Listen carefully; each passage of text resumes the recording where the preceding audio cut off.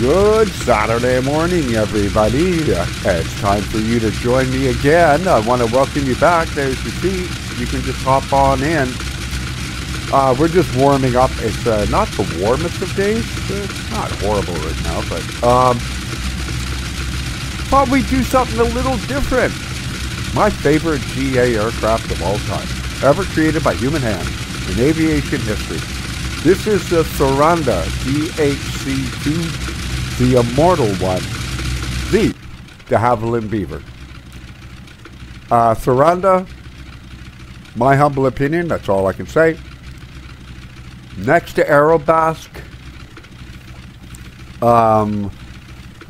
probably amongst, I mean, there's a couple of others out there, like who makes the Dash 8, is it Majestic? Something like that.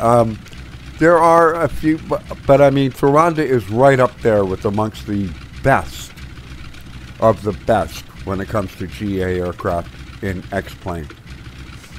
I've flown this for years. This is the X-Plane 12 version. I am on the latest build. I think it's 2.7.1 or something like that.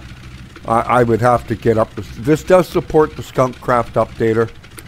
I use the standalone client. I don't typically use the one that's in here. Hence, you don't see it. I prefer the standalone client better. You can run it without the sim running and all that. Makes just things a lot easier. So I thought, you know, Saturday morning, let's go for a flight. I thought we're here, by the way, at Nanaimo, over on Vancouver Island. I thought we'd go into Cole Harbour in Vancouver, and we'll be right in the heart of downtown, and then, you know, some shopping, some great restaurants and all that stuff. So I'm going to finish warming the aircraft up, get the oil moving. It's been a long time since I've flown this. It will be interesting. I know they worked on the water physics. We are not on live weather. It is kind of ugly on the West Coast right now. And I wanted to be able to see everything. So I am using a weather preset default for X-Plane 12, just a few clouds, VFR. Conditions around 14 Celsius. Winds are pretty, you know, they're pretty mild. And we will go in for a flight. I haven't decided if I want to approach the harbor from the east and land west, or come in from the west and land east and go over Stanley Park and the Lionsgate Bridge and such. I haven't decided yet. We will see. Anyways, I am glad to have you on board. Don't forget, like, share, comment, subscribe. You will find links to, we do have Auto Ortho running. SimHeaven is running. So you will find links to that, as well as where you can get this aircraft should you decide to want to pick it up for yourself. I have always enjoyed flying this. I have to say I found it better in X-Plane 11. But that's probably because, you know, we've got much more advanced flight model and realisms and that in X-Plane 12 than we had in X-Plane 11, which were still very, very good. I had much better time landing this thing. It's the rudder. For some reason, the rudder in X-Plane 12, man, I cannot get it dialed in on any aircraft. It just, I don't know what it is. Anyways, I am glad to have you on board. Don't forget, like, share, comment, subscribe, ring the notification bell. You know the whole thing. If you click show more, you'll find links to all the stuff, a link to my Discord, how you can support the channel, and also my computer specs. So you can compare your system to mine and see if you've got enough for it. We're at 1080p, everything pretty much on high. I turned off 3D vegetation and draw parked aircraft. They just eat up frames for no reason. And also, I don't think the 3D vegetation looks all that great in X-Plane 12, if I'm being perfectly honest. I will see you when we are getting ready to take off. And that's when the fun begins, because then I've got to use the rudder. Thanks for flying along with me.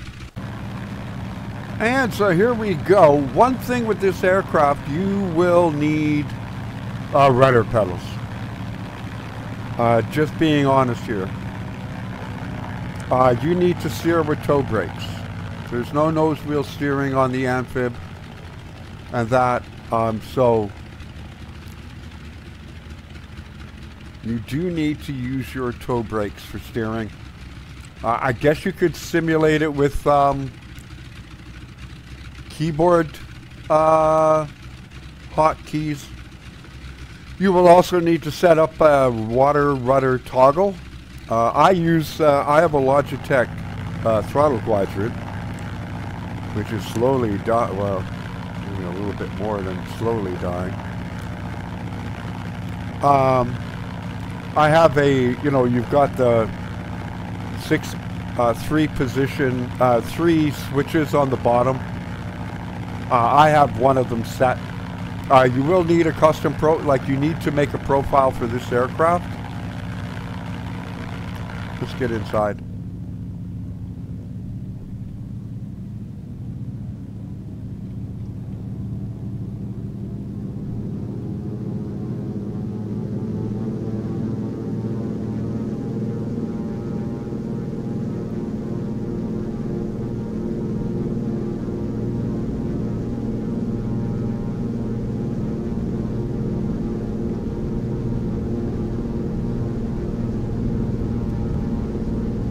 Whoa, whoa, whoa, whoa, whoa.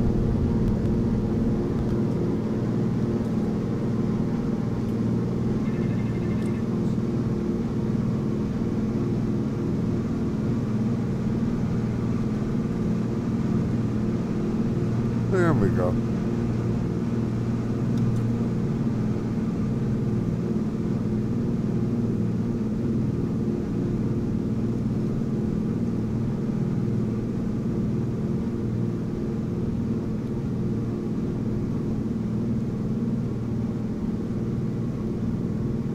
Okay. We'll get outside in a second. Don't worry. I promise. Let's start heading over.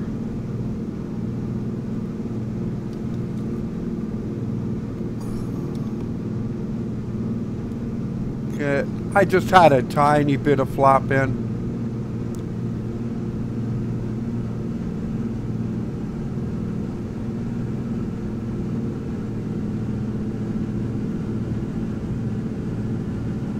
I don't need to get up a whole awful heck high. Okay, so this does have autopilot, believe it or not. So here we go. Let's do heading hold, altitude, vertical speed up.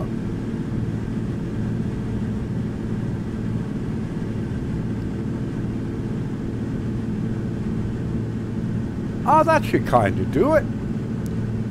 And we'll go up to around 3,000. I'm not climbing quickly.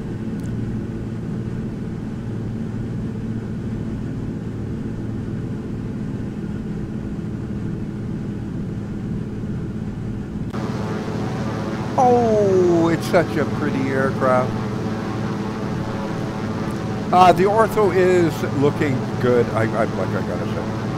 All I'm gonna say. This livery does not come with the aircraft. Did I get it off the xplane.to or the xplane forums? If I can remember where, I will put a link to it. This is the old Canadair services livery. And where'd my canoe go? By the way, if you're wondering what this is how you can set up this whole aircraft. Believe it or not, the panel, you can customize this entire thing. If you don't want this here, you can put it up here and move this down to here. You can move that over to there. You can do anything. You can lay it out. When it comes to liveries, you can switch them on the fly. Weight and balance page, all right here. I got nothing in. The aircraft is amazing. It has no pilot, no co-pilot, no passengers, and it's flying. Awesome. And here you can do some of the options like if you turn off window reflections, all that. How I got all the doors to open up, I just click that and it does it. Chocks, brakes, steering. Yeah, steering simplified doesn't really help. I use the engine mode to simplify. One tip, if you decide to do this, for landing, once you're pulling up near dock, you've shut the prop off and all that. This is how you get it to... Let's get the canoe on there. There we go. I always fly with the canoe. This will become active once you're on water. And this is how you park. Do not think the parking brake is going to work or tie downs. They will not. That is how you do it. Well, it's just off. Look at this aircraft. You can convert it so you can take all the seats out and make it just cargo. You can get a meshes that go down. Like it's just an awesome aircraft. Again, we are agenda free. Should you buy this aircraft? I have no idea. That's completely up to you. Obviously, I've got the documentary, The Immortal One. It has Harrison Ford in it, and everything like that. I have the book, numerous books on the de Havilland Beaver. I absolutely adore this aircraft. I have my entire life. I've been known to take the train, or back in the day cycle down into Vancouver and go down to where Harbour Air and Pacific Coastal Air and that is, and just watch. They don't fly the Beavers as much anymore, really, as much, and they've converted them to turbine. They do have an electric one. They converted it to full electric, if I recall.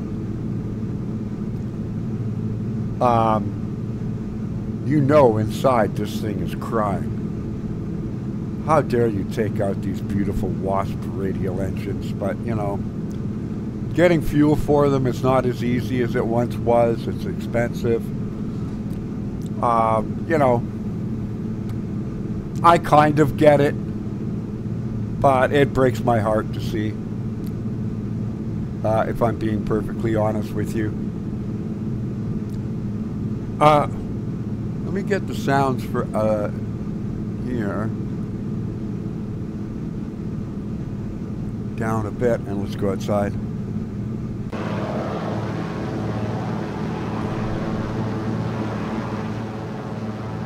There we are.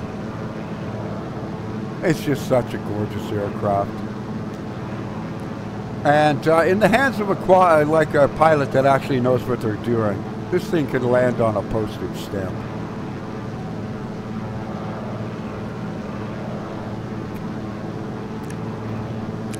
Kitster, I saw a thing you post.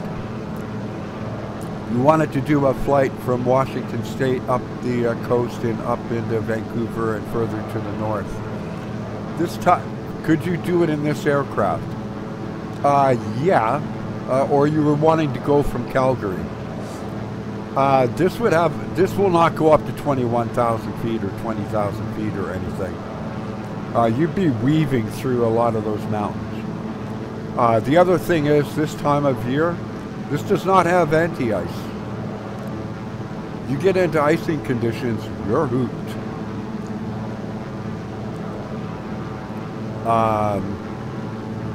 So, myself personally, I wouldn't fly this to Calgary. But that's me, For some reason, there used to be a instrument light switch. I can't remember where the heck this dang thing is now. Tip tanks. Up here. Cockpit lights there.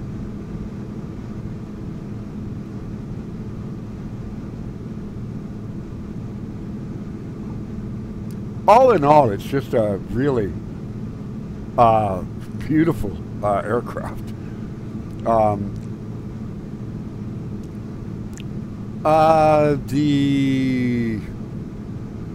In Microsoft, I guess you could use the GNS, like the 750 you could put in. You can do the same thing in here with the TDI. I think it's a TDI or something like that. I forget the name. X Realities. You can get it to work, and as you see, it captured the altitude just fine.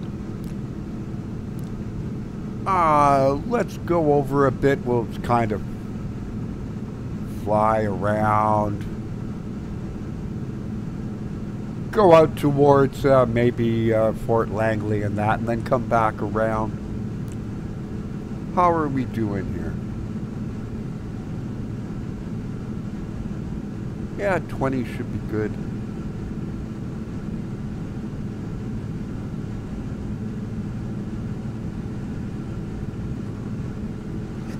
This aircraft always has a little bit of flap out.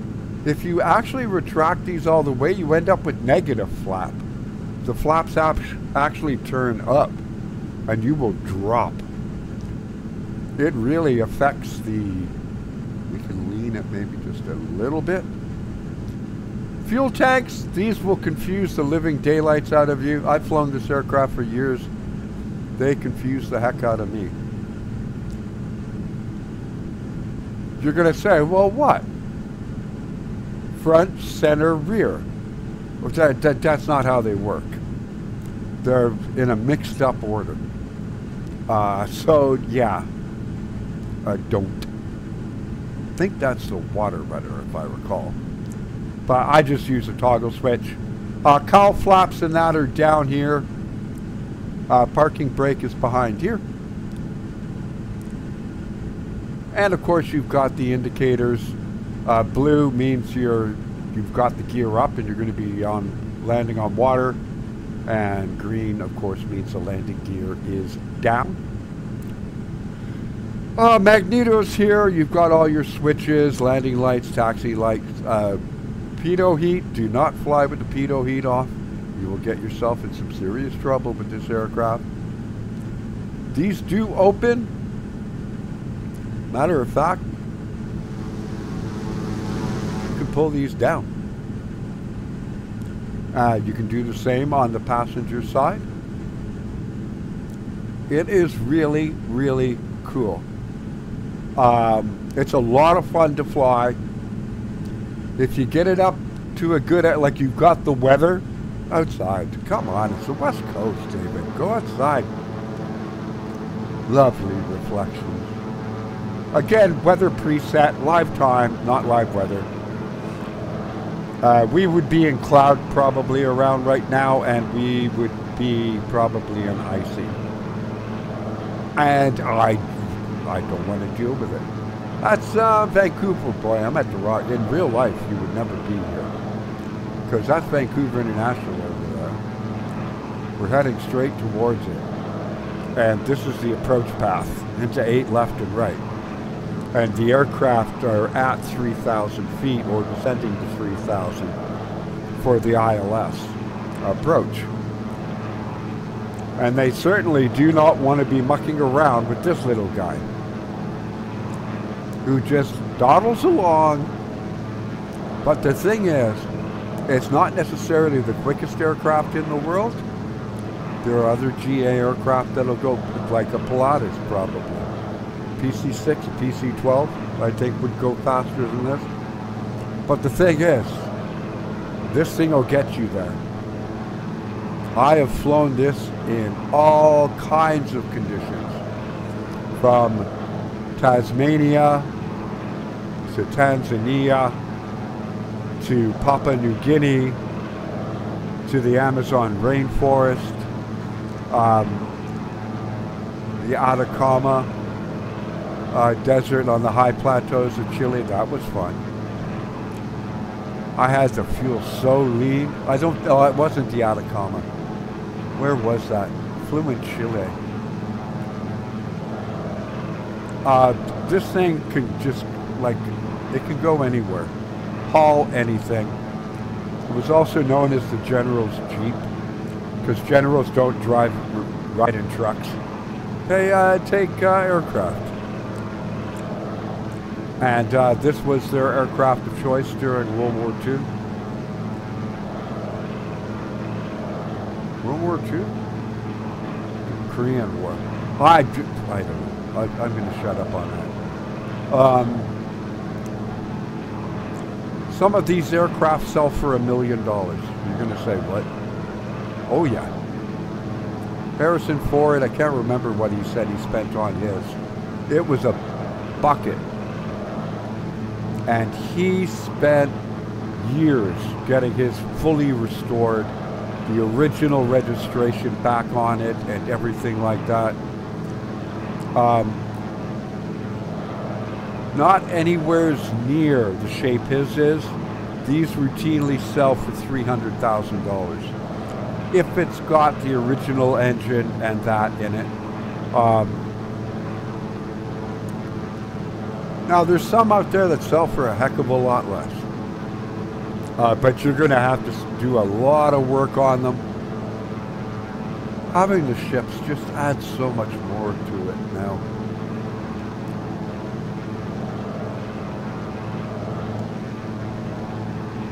And there, excuse me, hang on.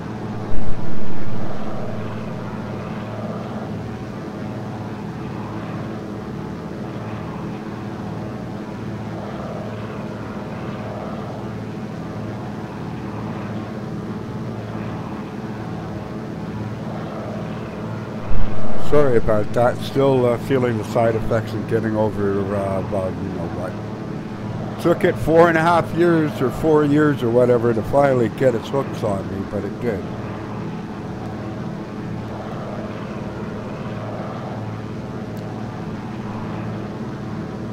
Such a fun area to fly too. So now what we can do, because we're not going to be going near anything.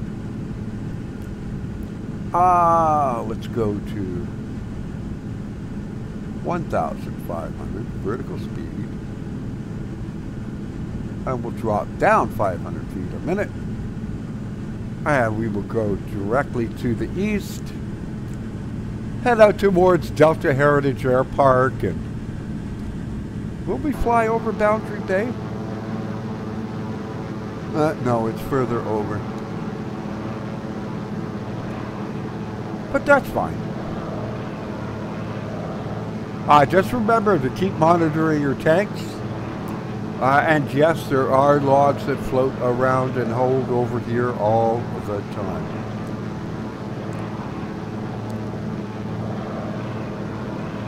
I know not having drawn parked aircraft makes the airport look empty, and it does. But, like, I'm sorry. I'd just sooner have the frame rate.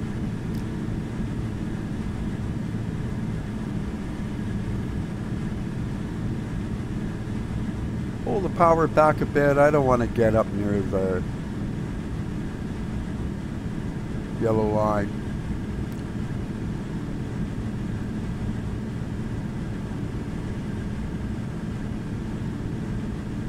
I usually will fly this without the autopilot on, but I want to spend a lot more time looking outside for you and all that. North Shore Mountains looking good. There is no snow on them yet. Some of the ones in the back, obviously at ground level can't see, but I would assume they do have snow. There's been some nights where it's like 5 degrees Celsius.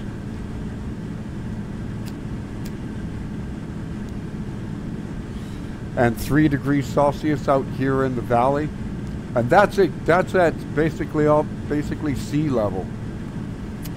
I can imagine how cold it is up, you know, there, probably -8. So if it's raining,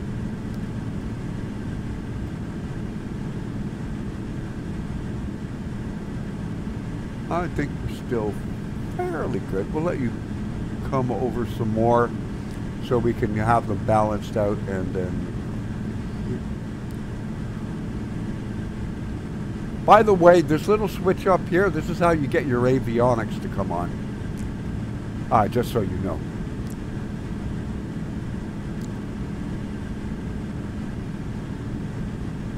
Hey.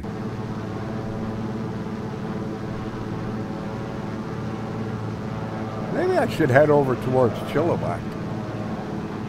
That's my local airport.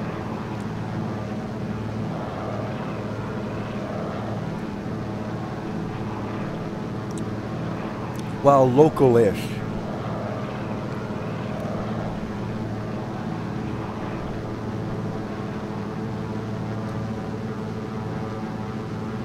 And the harbor's over there, where we're landing.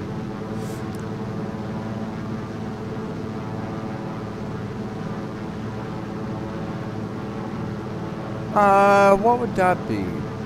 Brentwood?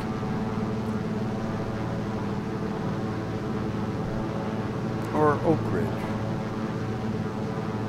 Maybe that's Brentwood. Or that could be Port Coquitlam.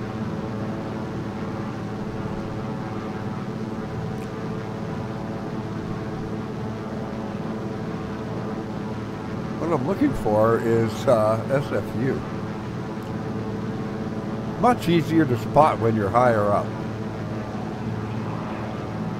And Fort Langley Airport's over here, and if you keep going out, you're at Chilliwack.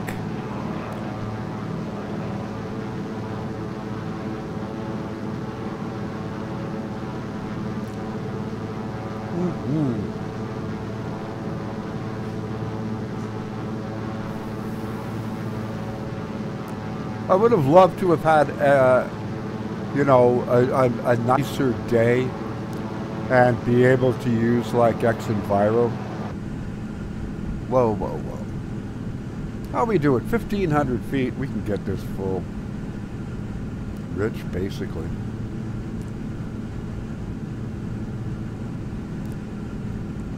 And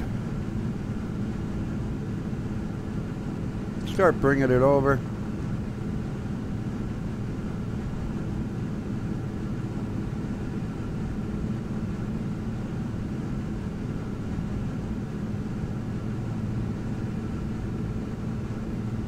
So I know this one is a little bit off the cuff. I hope you do enjoy the flight regardless.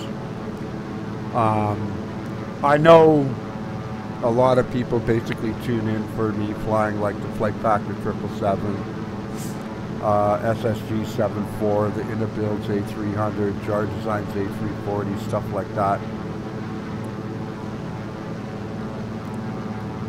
But when I'm not recording, I do fly this aircraft a lot, my Aerobas DR401, which is freeware, by the way. I also recently just picked up a twin sort of airliner-ish kind of aircraft, Metroliner. I don't know what you'd kind of qualify. It's like a commuter. It'd be something you would, you know, I don't know, take from like Westchester, or, well, maybe not Westchester, but I don't know, like Long Island into LaGuardia. Don't worry, I'm going to be shutting the autopilot and all that off in a bit. Out here, I will say it looks much better in Microsoft. Maybe not having the 3D trees is taking away from it all. Okay, so here we go.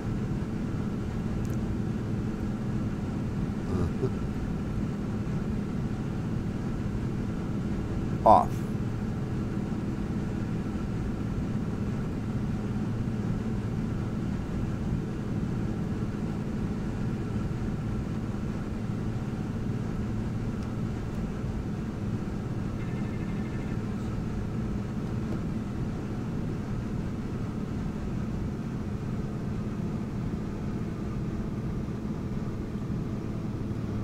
Okay.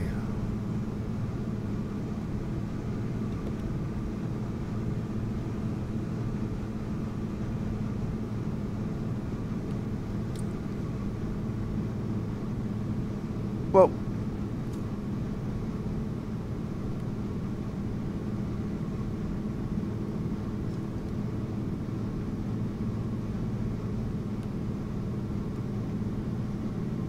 let's get a little trim in.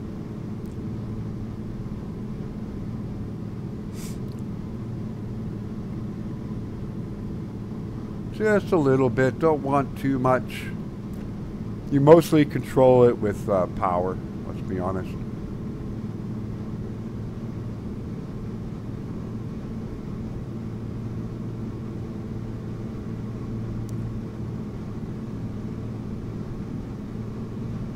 And nothing with this aircraft happens quickly.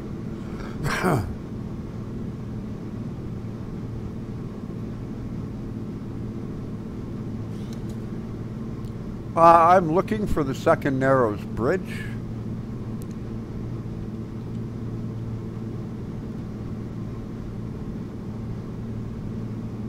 Which should be over to my left.